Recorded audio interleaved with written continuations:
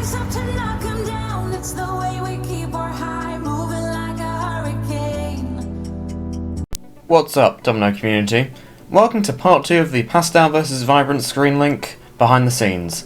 In this episode I'm going to be building 2 fields because, well, it's pretty much just like the same process but for different designs.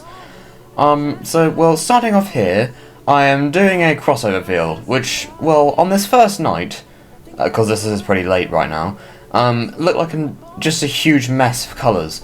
However, when it's done, it looks like this, a flamingo with a colour split down the middle, which was sick. Now on the next day, I thought about like stacking them to maybe make it easier. It didn't really help a lot though. We're getting through it quite quickly now, and just as I thought I was doing well, my phone then died. So 3 hours later we ended up continuing, and then it was pretty much done from there. However, what I wanted to do with this is not have the crossover field go from both sides at the same time. What I wanted to do is have it in a very unique order, which I've done before with my French teacher request, and it's so satisfying to watch. So I thought I'd try it again here, and it certainly worked. Yeah, we can see the flat clear dominoes over here, which I'm now filling in. The layout looked quite messy when it was flat, but I managed to understand it well enough. There are also a lot of direction changes, which I know it's not something I had before, but I think it's quite stylish in a way, and I like that. Now, the last part of the scene I didn't time-lapse because I thought it was going to be instant. However, I actually made it a lot more complicated than I was planning to.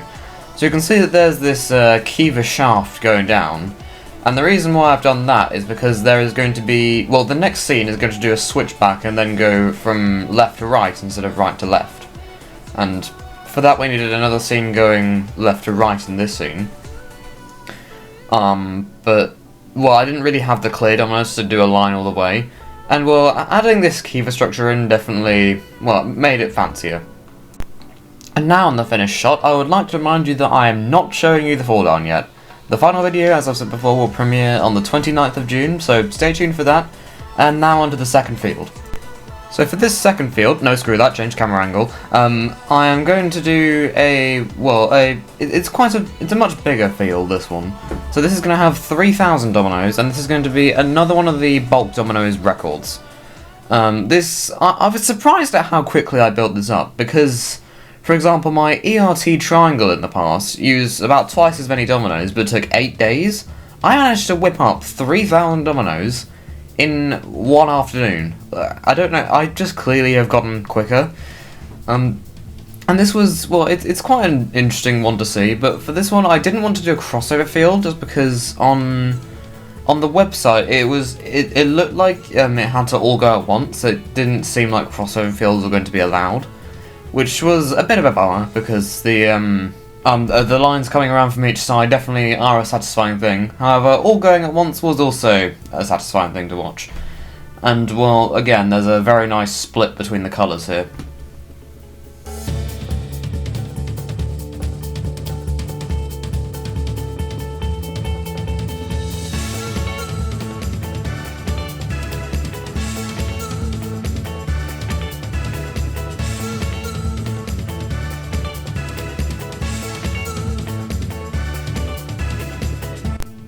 Okay, so the next morning I was up fairly early, and you can see that I'm taking away the first row. And what I'm going to do is I'm going to tape it, and then, put it back. I've done this in a few fields before, some examples will be on screen now.